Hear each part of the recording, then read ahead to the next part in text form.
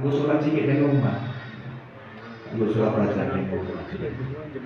Kemudian kira-kira nanti ada kesempatan, masih ada kesempatan nanti di masjid sholat tahiyatul masjid terus sebentar lagi. Nek kudune nek pimpinan saja jadi rapat. Di dalam duit. Ketika kita sudah saatnya begitu, jam 3 paling harus di masjid kemudian. Kalau di Gunung siapa, kalau di Mokirim Mbah Zamrowi itu jam 3 itu sudah tidak masjid, kemudian buka-buka, ayo sholat tahajud, buka-buka. Dan luar biasa beliau poso ini, kondisi gerah aja poso, dengan ini gerah. Aku ini kepengen nak dipundut itu dalam keadaan puas.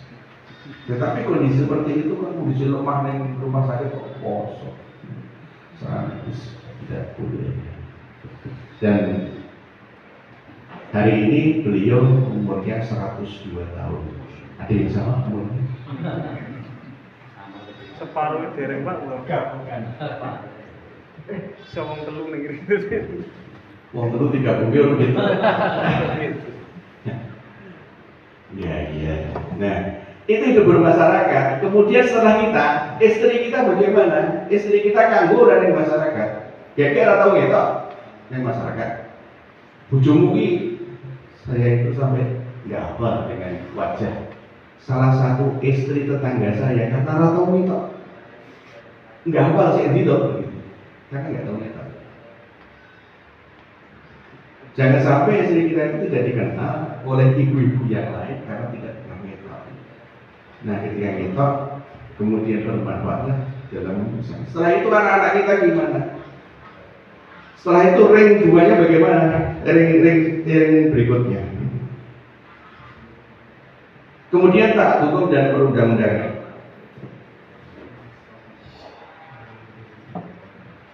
Di grup keluarga saya itu setelah Pilpres itu kan Pak Abdul Mutin mengatakan kita harus mendukung kepemimpinan Pak Prabowo. Ketika KPU setelah KPU mengumumkan itu, nah kemudian salah seorang anggota grup keluarga saya bilang jebulannya Muhammadiyah itu berdua ini. Menarik. Apa istilahnya? Apa istilahnya? Transaksional. Ternyata Muhammadiyah berdua. Mobil tadi kalau NU itu harus berubah sedikit Muhammadiyah menengah. Konteksnya tidak seperti itu. Ketika pemilu walaupun Yun Sewu kita kok undang diri kok milih Anies Baswedan. Ketok ini Ning mboten gitu. Betul.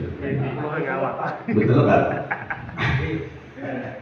Lah, warga Muhammadiyah itu dulu banyak yang memilih Anies Baswedan.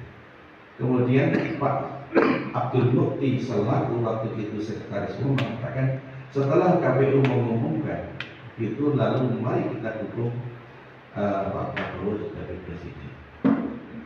Nah, dikomentari oleh peneredik sepupu saya. Ternyata Muhammadiyah bodoh baik.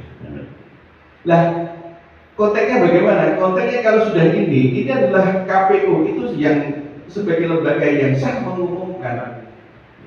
Dan mau tidak mau kita harus menghormati keputusan itu. Masuk kita akan mengakui dari yang biasa kita pilih Anies Baswedan, ya kalau mengaku Prabowo, kalau pilih Anies Baswedan, yo pasang gambar Anies Baswedan kalau si ayo lali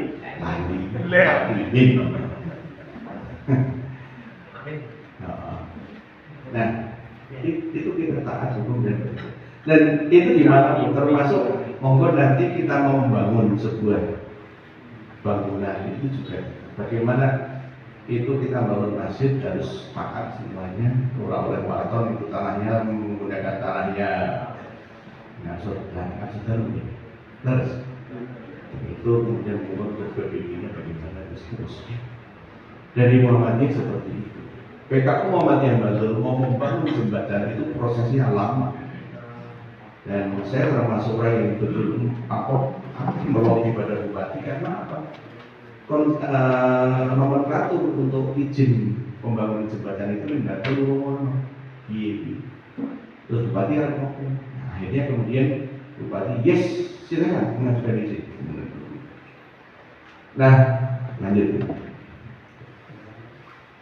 Kemudian segala sesuatunya itu akan bisa bagus ketika harus dilakukan secara berorganisasi atau berserikat.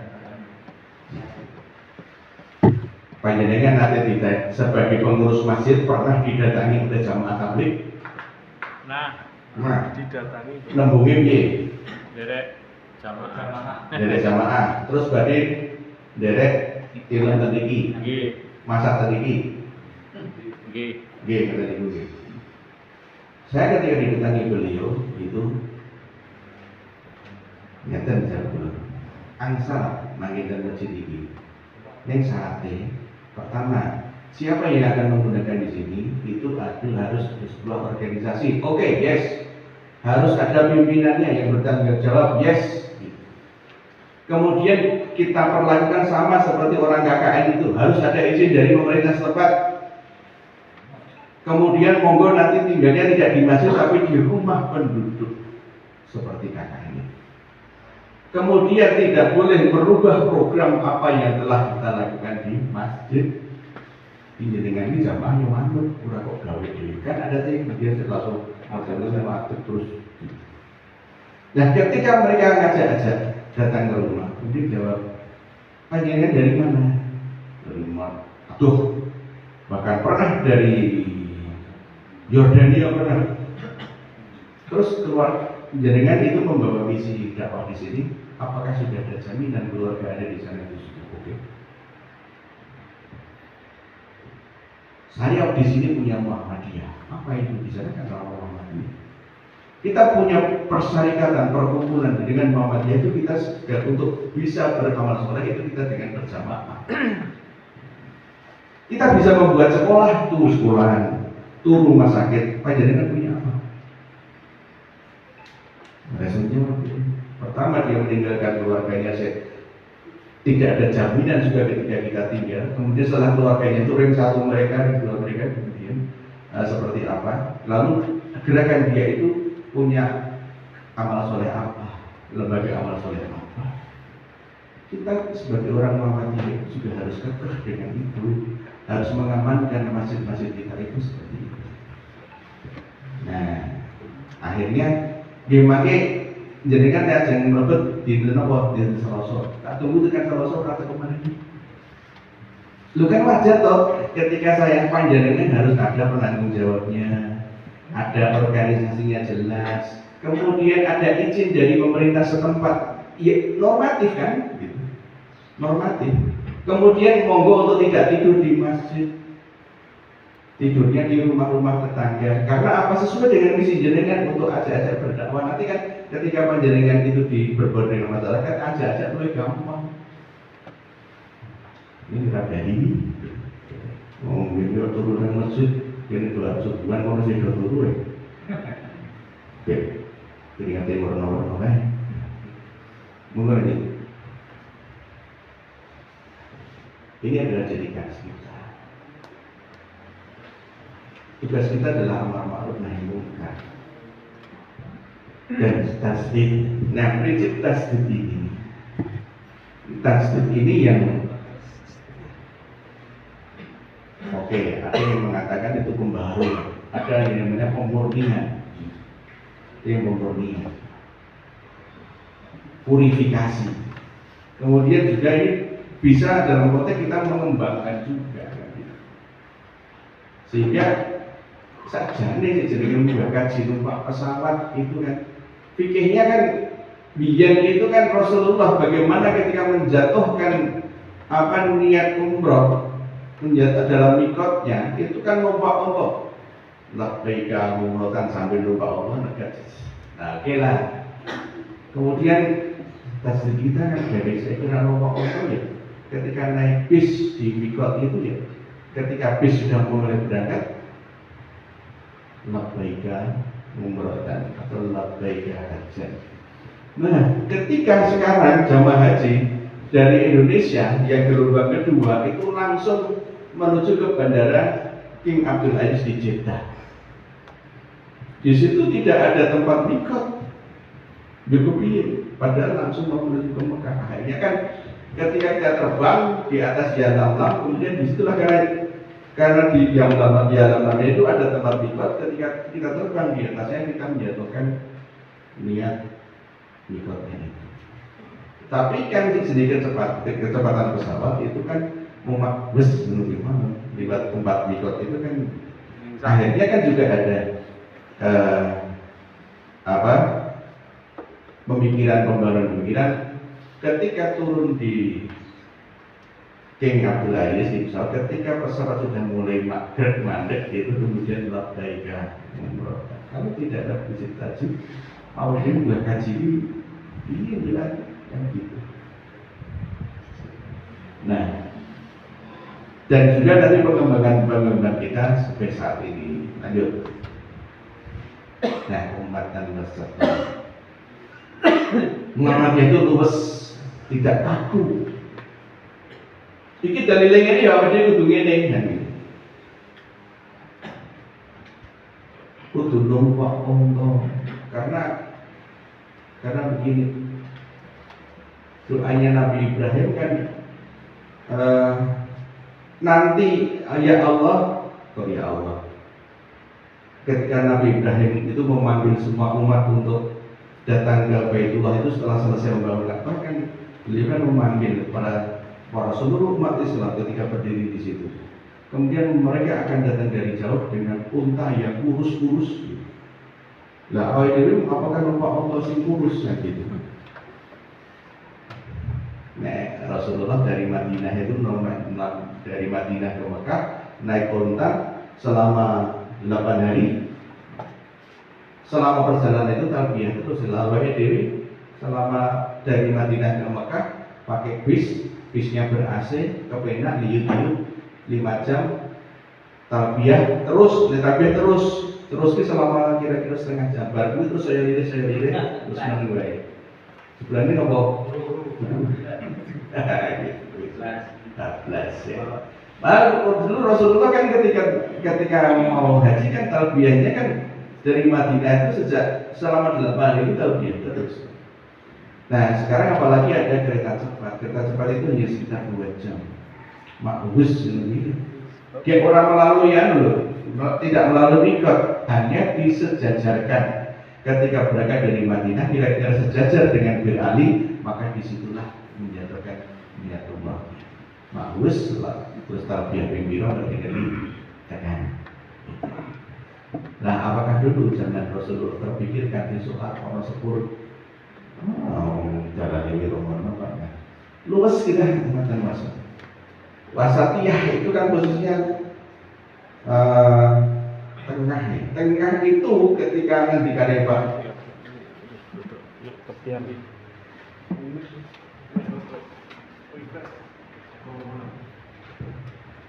kok lali kan Pak Profesor Yunari Elias. Profesor Yunari itu yang namanya wasatiyah, tengah itu berarti bukan berarti tidak ikut ke sana dan tidak ikut ke sana karena tidak ingin berisiko di sana dan juga tidak ingin berisiko di sana. Nah, koyo almarhum bapak saya ketika milih lurah di Gading Mului, wong milih sinten Pak? Di dalamku jagone lho. Itu dari dusun kami semua. Dusun Sanden namanya. Gitu. Wong milih sinten? Tak pilih kabeh. Tapi wong lah kabeh muridku sih. Artinya ditakoni orang jadi kan pilih pulau betul. Nggih. Takoni orang dengan pilih pulau betul. Nggih. Itu namanya juga seperti itu. Tetapi bagaimana setelah setia itu bagaimana seorang wasit itu adalah bagaimana kita menyemprit itu karena tahu posisi, tahu dasar hukumnya, kemudian apa yang harus dilakukan dengan Orang yang namanya Waston itu namanya orang biasanya posisinya di tengah. Waston itu adalah ketua PCM Piyungan. Nek bakat jenenge Awadi, nah kuwi adalah sekretaris PCM Beliau. Meneh sing terakhir jenenge Akhiri gitu. Itu sekretaris PRM Murti Gading gitu. Jadi saya punya 3 teman yang seperti itu. Kita Bila ono cerita menarik. Saya dulu pernah punya murid namanya Paripurno. Paripurno. Ucapi jenengan nomor itu. Sama. Terus sedulurnya gitu. Dari 10 bersaudara. Lah, di sini lihat. Ini jenenge sapa? Pamungkas.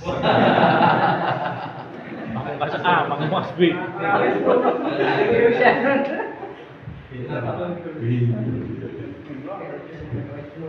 Ada alamannya biasanya ya. Utawa Uwais, ya saya katakan Uwais. Wis ramai. Umatan basmatan. Terus rahmatan lil alamin. Jadi kita orang Muhammadiyah itu lulus dalam konteks ini semua. Oleh karenanya kita nggak usah berkuat-kuat ini. Waktu tampil di Kupang, ketika tampil di Kupang, itu kan saya datang sebagai penggembira. Di sana banyak kokang mati tanpa jilbab. Ternyata memang anak itu agamanya Katolik, kokang. Dan di sana memang Universitas Muhammadiyah Kupang itu 80% mahasiswanya Katolik. Dan mereka bangga gitu. Mereka apa namanya? Ya, semua. Dilalah Universitas Muhammadiyah Kupang itu lebih menonjol daripada perguruan tinggi yang lain. Hanya banyak yang orang-orang Katolik itu karena ada Universitas Muhammadiyah Kupang itu, maka saya bisa kuliah, bisa bekerja. Nanti di Papua ada itu begitu. Nah, dan ketika tampil di Kupang itu kan yang menyanyikan lagu Samsul kan bagus sekali. Karena yang menyanyi adalah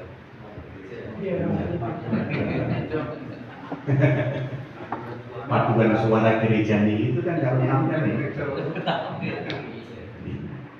walaupun delok nganone apa sairnya itu otomatis jadi wis masuk Islam gitu. Iya. Al-Islam agamaku. Nah, ya Allah Tuhan Rabbiku Muhammad. Itu masih kan wis syahadat. Tapi mereka dengan bangganya apalah arti sebuah nyanyian yang diberikan seperti itu dan mereka bangga gitu. Nah, dan ada kan para pendeta-pendeta di Papua gitu ya. Itu berterima kasih kepada Muhammadiyah karena konon katanya untuk bisa diangkat menjadi pendeta itu syaratnya adalah minimal harus S1. Nah kan nengkono kan tidak mudah boleh perguruan tinggi yang gini saya kira. Nah,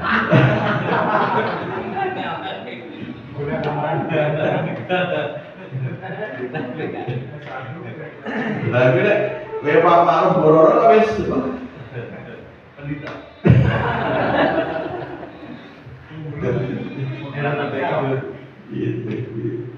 Nah, luar biasa Muhammadiyah dan kita Indonesia dan mereka ikut mata kuliah Al-Islam dan Muhammadiyah. Dan kita juga menyediakan dosen beragama sesuai agama mereka. Ini loh indahnya. Jadi ketika kita bilang, ketika kita bicara tentang Islam Muhammadiyah alamin, tidak hanya untuk apalagi di rumah sakit ketika saya interview dengan tenaga kesehatan itu adalah materi utama adalah itu. Bagaimana konsep rahmatan lil alamin terhadap profesi Anda sebagai seorang paramedis, sebagai seorang dokter sebagai ya kita tidak memandang latar belakang agama, suku, golongan, itu betul. Nah, kemudian ya memang ketika di kesehatan itu ada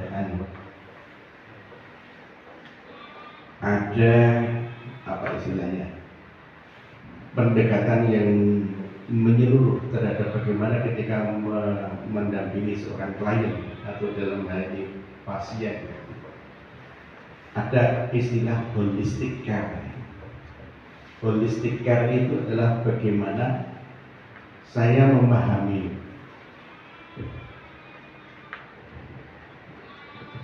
seseorang, Pak Mujiman misalnya. Dia agamanya apa? Dia pekerjaannya apa? Dia kepercayaannya sehari-hari apa? Itu harus saya hormati. Sehingga di rumah sakit kita itu di PK Muhammadiyah itu kan kadang-kadang sering juga mendapati ada kan orang yang pamali ketika keluar dari rumah sakit itu hari Sabtu menjadi pantangan itu ada. Kalau pun asal mulai pun, nanti ini setuai. Iya nih dulu. Pas bayaran. Begini ya. Nah itu pamali tetangga. Kemudian juga diterkem mulai ampun lewat itu holistik care, kita harus menghormati, tapi itu bertentangan dengan misi kita. Ya kita menghendaki supaya nanti dari tim akidah yang rumah sakit pelan-pelan sambil masih lewat pelabuhan kumpul dan nomor sing jenenge nopo mulai sekolah rumah sakit di Sabtu tapi pindah itu kemudian itu orang benar alam juga demikian. Ini sekalian nampaknya Muhammadiyah, PP Muhammadiyah sekarang ini akan berusaha mengambil alih perang pemerintah budaya itu dalam konteks bantuan ke Aceh. Konteksnya ada konteks ini. Tapi apa pemerintah sekarang kan agak cepat ya gitu. Tetapi nampaknya dalam hal tertentu itu kan diambil alih, termasuk bantuan. Nek raiso sekolah luar negeri ya cuma Muhammadiyah sih kemudian saya bantu lagi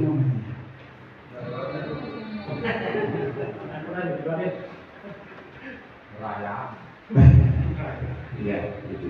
Nah konteks ini termasuk bagaimana nanti Nyun Sewu kan isunya kan setelah Aceh, setelah Sumatera Utara, sebenarnya kan Papua sudah dikabir bukan yang lebat seperti itu, nanti akan gundul semua, kemudian nanti akan mungkin bersatu bencananya juga. Terus nanti akan menjadi dengan kan konteksnya kan semua hutan nanti dikurangi, kemudian akan menjadi kepala sawit, kelapa sawit dan kelapa sawit itu akan menjadi bahan energi. Gitu. Lalu biasa nanti menjadi lanjut masih enggak habis.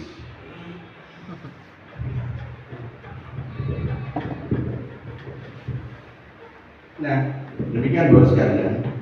Baiknya kita nanti akan evaluasi terkait dengan apa-apa tadi. Jadi secara substansi di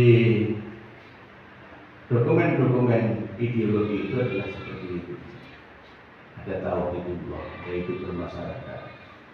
Kemudian ada taat hukum. Nah pertanyaannya, ketika pemerintah itu misalkan menyarankan regulasi yang tidak pas ataupun tidak sesuai dengan hukum Allah, bagaimana? Itulah tugas Muhammadiyah. Maka beberapa waktu yang lalu kita beberapa kali mengadakan judicial review bahwa apa yang menjadi regulasi itu adalah salah. Dan nampaknya untuk saat sekarang yang amat sangat harus diperjuangkan adalah pasal 33 Undang-Undang Dasar 1945 itu wis diusai di luar serakar baruan ini. Dan Nyun Sewu, mantan kepala BMKG Profesor Dwiko Ita itu mengatakan, saya tidak berpikir apa penyebabnya bencana ini. Yang saya pikirkan adalah setelah ini kemudian mana. Karena di BMKG itu ada petanya gitu, dan dimungkinkan kemungkinan besar itu setelah Sumatera Utara dan Aceh itu akan bergerak ke selatan. Kurang medeni, tetapi itu kan kalau memang itu ilmu bisa dipelajari dan kita menghormati ilmu itu, kenapa tidak? Ya itulah ideologi. Kita bicara tentang ideologi. Nah, mulai dari diri kita sendiri, kemudian keluarga kita sendiri, lalu tetangga kita. Jangan sampai kita itu jangan-jangan anggota PCM ono sing ora tau subuhan ning masjid. Nonton betul? Oh, enggak datang. Iya, betul.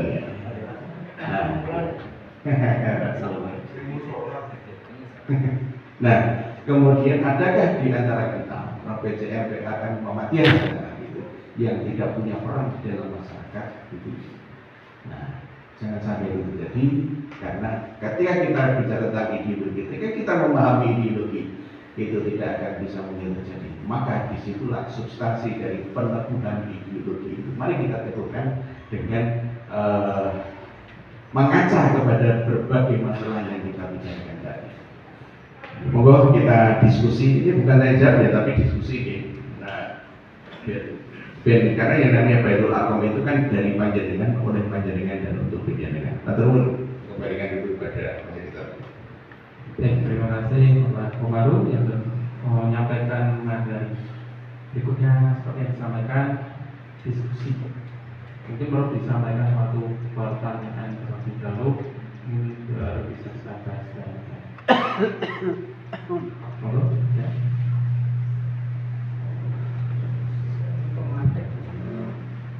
Oke, Pak Supardi dulu ya. Ini seru sebenarnya.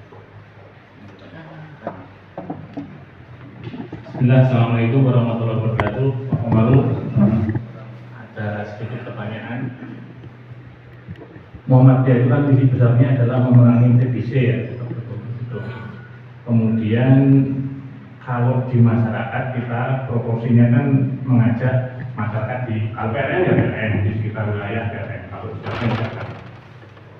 Tapi TBC terbesar yang dilakukan saat ini adalah yang dilakukan oleh keraton. Dalam hal ini setiap tahun itu pasti ada apa itu namanya,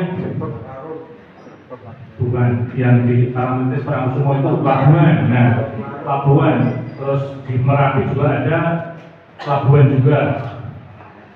Bahkan konon katanya itu jalan tol yang dibangun di Ring Road itu kan harusnya melayang, tapi karena ada garis imajiner yang menghubungkan keraton dengan Merapi itu, ada sebagian yang jalan tolnya itu turun, katanya seperti itu.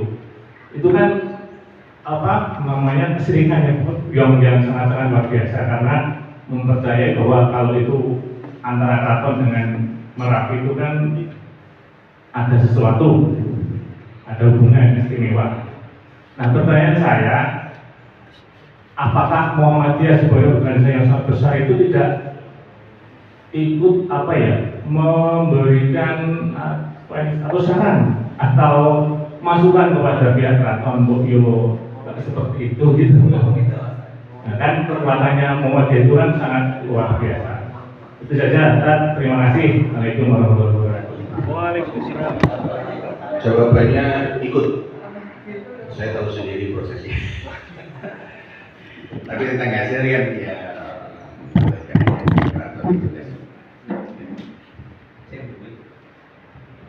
Dan kalau kita runtut sebetulnya, saya pernah audiensi dengan Kasudan, sehingga saya bisa cerita tentang sejarah perang Diponegoro yang tidak seperti yang ditulis dalam buku sejarah itu, kan, karena saya diberitahu oleh Sultan Habis 10. Jadi Muhammadiyah itu kan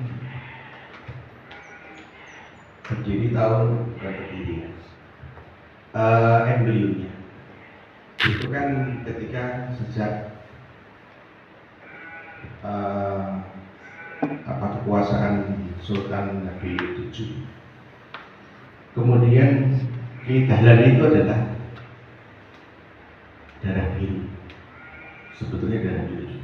Dan salah satu istrinya, nah ini ada ya, salah satu istrinya, karena kalau saya mengatakan Kiai Dahlan itu istrinya lebih dari satu itu, isinya protes. Itu bukan yang orang. Salah satu istrinya itu adalah pemberian dari keraton. Di dalam itu kan saya nampak ya. Baru presor. Wah.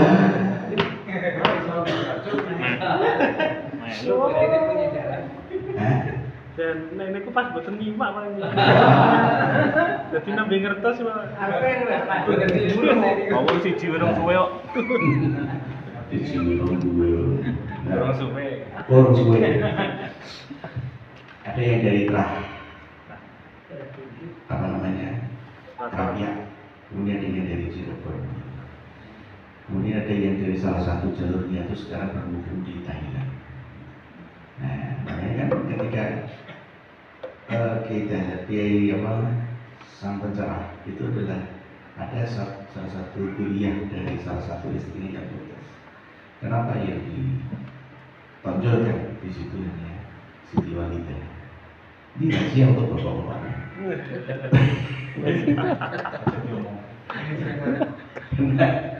Benar, saya dengan ketua PWA itu nggak masalah saya gitu. Universitas Aisyah Uni saya kan menggunakan nama-nama tokoh Aisyah. Salah satunya adalah Siti Walidah. Kok nggak ada yang menggunakan nama salah satu istri kita yang lain? Oh ya Pak Suju aku, anak rekornya lawan. Nah, ini mau ngomong apa TBC ya? TBC. Ketika kita diskusi tentang kaitannya dengan itu di keraton, gitu, itu mereka punya apa namanya latar belakang filosofi yang kita masuk akal. Cuma kita selama ini menganggapnya TBC. Dan memang iya yang jenenge belah wedhus sati belah kebu mau ngerti abong tapi tetap jenenge anune iwake daging haram. Kemudian persembahan untuk siapa gitu. Mereka mungkin bisa bertanya itu simbolisasi dan seterusnya. Yang pernah secara langsung berkaitan dengan itu adalah Pak Imawan Wahyudi. Waktu itu menjadi bupati Gunung Kidul, dan Gunung Kidul itu tidak hanya itu. Setiap rasulan itu ada rasulan ini dalam rangka apa? Ngerti dusun ya? Nah, itu hampir tiap bulan ada. Tapi Pak Imawan Wahyudi, aku gelem teko neng sing ndongani aku. Nah, artinya apa? Mengikis bahwa apa yang selama ini menjadi doanya para mudin, kuwi kan dumat teman ingkang nenggo ingkang bawa reksa umpapan menika. Kemudian Kanjeng Sultan, kenapa saya tadi bilang apa namanya Pratiponegoro? Pratiponegoro itu aslinya apa? Sejarah-sejarah tulis apa? Karena apa? Kita laku keraton leluhur. Nah, pembuatan rel ya, rel kereta api ya. Nah, saudara mengatakan tidak seperti itu. Perjanjian Giyanti tahun 1755 isinya adalah salah satunya pemerintah Hindia Belanda tidak boleh mendirikan gereja di Nagari Ngayogyakarta Hadiningrat, sehingga gereja paling dekat itu ada di daerah Salamna Nah, tetapi ketika Sultan yang kelima itu bertahta, yang ketika itu masih berusia 2 tahun, ya kan? 2 tahun Sultan kelima. Karena aturan SOP-nya keraton ketika Sultan itu dinobatkan ketika masih balita, maka didampingi oleh wali. Salah satu walinya itu adalah Pangeran Diponegoro. Tuh. Nah, pada pemerintahan Sultan itu penjajah Belanda ngedeki gereja ning Jalan Panembahan Senopati. Neng Bintarannya. Itu adalah gereja pertama kali yang didirikan di Ngayu Yogyakarta hari ini.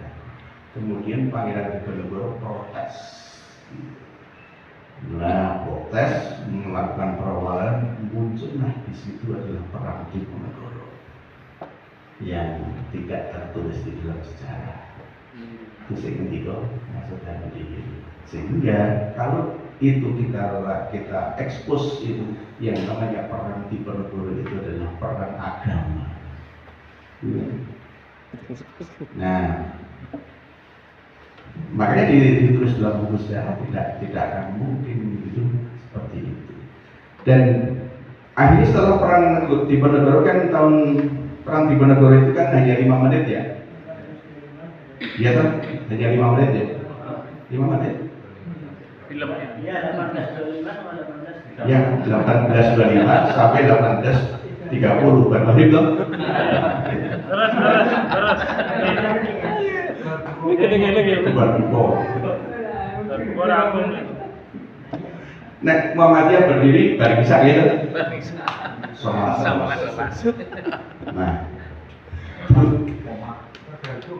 Nah, itu ya. Nah, setelah terjadi perang Diponegoro, kemudian di Dahlan itu kan lahir tahun 1869. 100 tahun sebelum saya lahir. Saya lahir kan tahun 1996. Iku niku kenapa? Hah? Tenan saumuran kula, Pak. 96. Aku bisa kualing takoni tanggal lahir kok sama itu pun sama.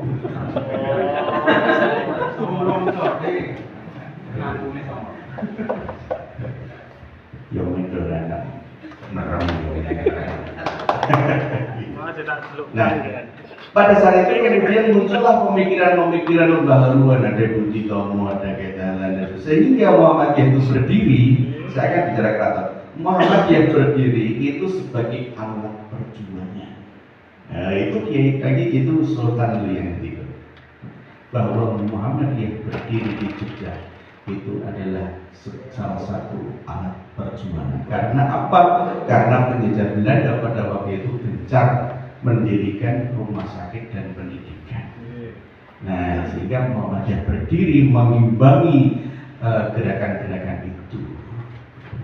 Nah, makanya itulah alat perjuangan. Rumah sakit jadi ketika rumah sakit nek saiki panjenengan yang PCM Pundong Barapat Reno memutuskan mendirikan rumah sakit di Pundong itu biasa. Tetapi pada waktu itu Kiai Suja akan mendirikan hospital itu aneh. Hospital itu maksudnya sih ketika kan lalu gitu. Apa sinyo moni, nah gitu. Menir itu percuma.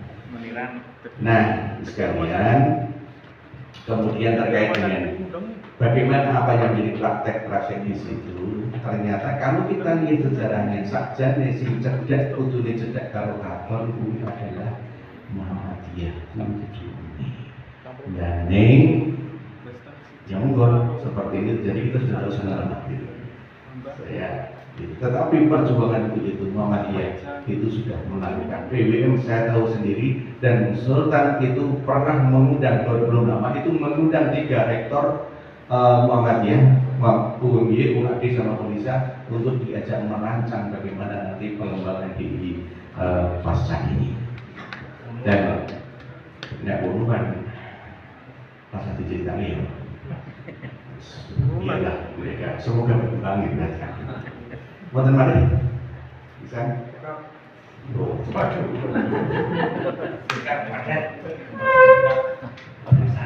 Sinten nggih? Oke, bismillahirrahmanirrahim. Assalamualaikum warahmatullahi wabarakatuh. Terima kasih Pak Guru berkaitan dengan ideologi Muhammadiyah dan juga kemanfaatan lil rahmatan lil alamin. Tentunya di sini kebermanfaatan itu bisa dirasakan lebih luas apabila yang mempunyai kebijakan.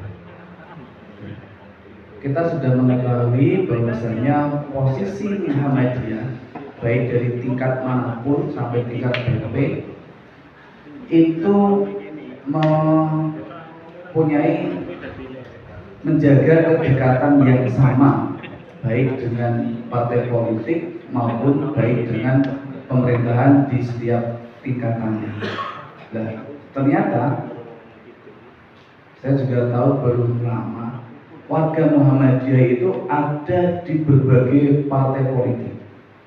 Di PDI juga ada ternyata. Berita PSI juga ada. PKS kan mana PKS? PKS juga ada.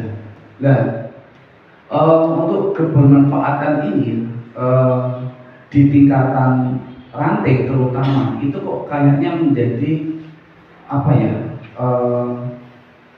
Wah, Muhammadiyah ojo neng partai politik. Kalau ada warga Muhammadiyah yang neng partai politik langsung dicap, wong genderne kae. Ternyata kemanfaatan yang dirasakan lebih luas adalah apabila warga Muhammadiyah mempunyai kebijakan, baik itu di tingkat kelurahan mungkin, baik itu di tingkat kabupaten mungkin. Harapannya sih semoga kalau tidak bupati ya kita mempunyai wakil bupati lah besok itu Pak Umar. Itulah pandangan panjenengan seperti apa terkait dengan menyikapi warga Muhammadiyah yang berada di titik-titik tersebut yang harapannya dan niatnya adalah memang untuk kebermanfaatan yang bisa dirasakan lebih luas. Dalam jangka waktu dekat mungkin 2026 Sehardono ya. Nah, mungkin sebelah saya ini calonnya mau menarik dia satu. Nah, untuk Sehardono masih lama ya. Kaos baju oranye di belakang itu insya Allah. Nah, harapannya seperti itu kita bisa mewarnai kebijakan-kebijakan yang ada dan harapannya memang minimal Bantul 2 itu yang ada di hadapan kita semua. Harapannya seperti yang itu. menghadap ke sini. Yang menghadap ke sini. Pandangan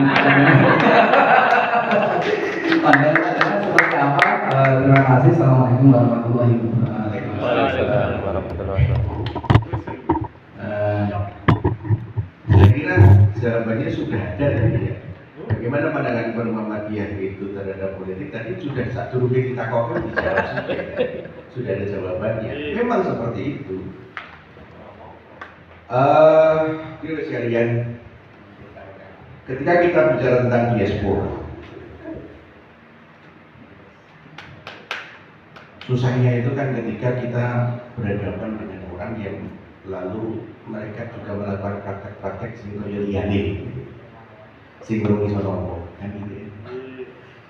Wala kae nganu nek tujuane padha liyane usahane nyebar duit.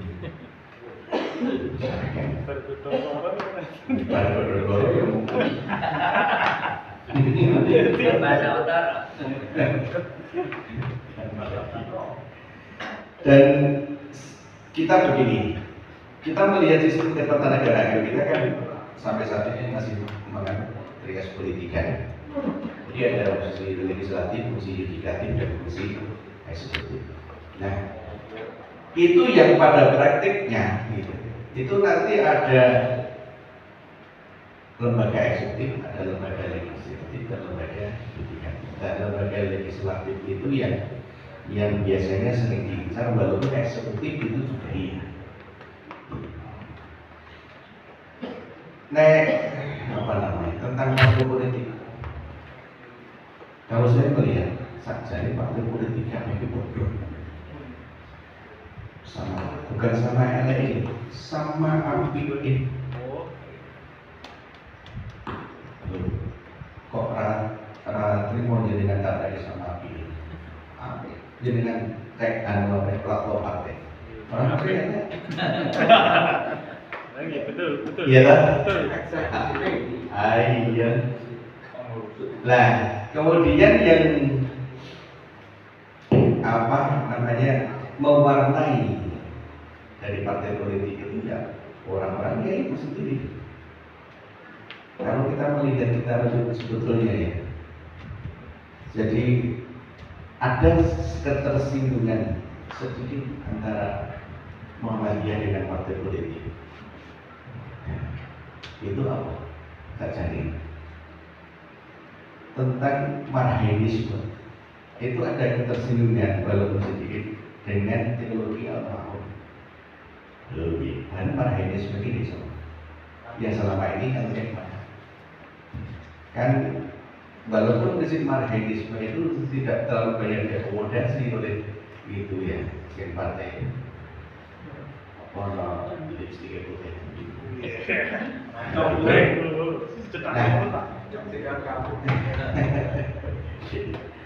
Lalu bagaimana dengan partai-partai yang simbolnya ono lintang, ono akubah, ono Gajah. BBB Bulan bintang. oh bulan bintang, itu bagaimana juga artinya apa? Tetapi bagaimana sejauh mana dia itu bisa kemudian menunjukkan jati diri terkait dengan apa yang bisa ditulis sebagai ideologi kan Islam mau saya ini Islam biar ya jangan biar itu kan ini basisnya P3 biar memakai orang wong sing tasih tulisannya putri pundong ada yang belum tahu tulisannya putri pundong karena kan dulu ada tokoh P3 namanya Mufid Samidu di Solo itu orang vokal gitu kan pundong itu putri yang pundong yang beliau satu ini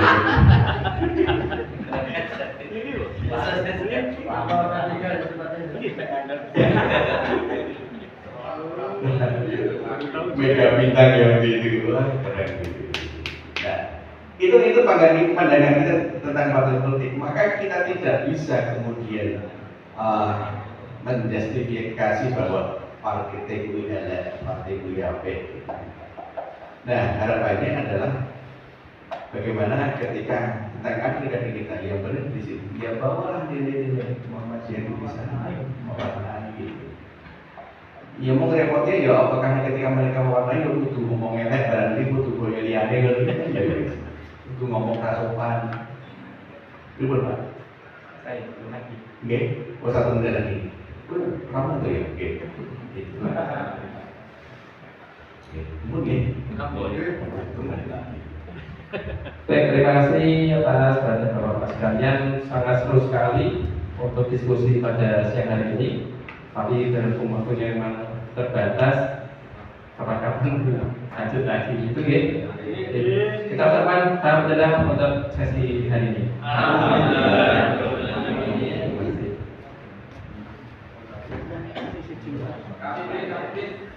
Apa ini ya?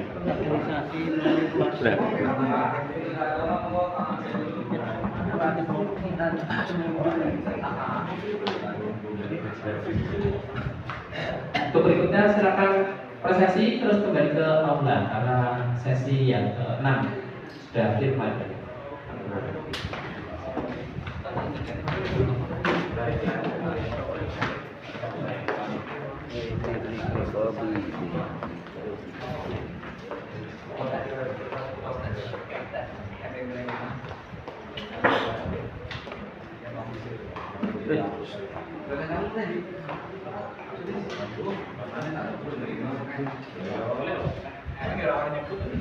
Terus itu yang ngomong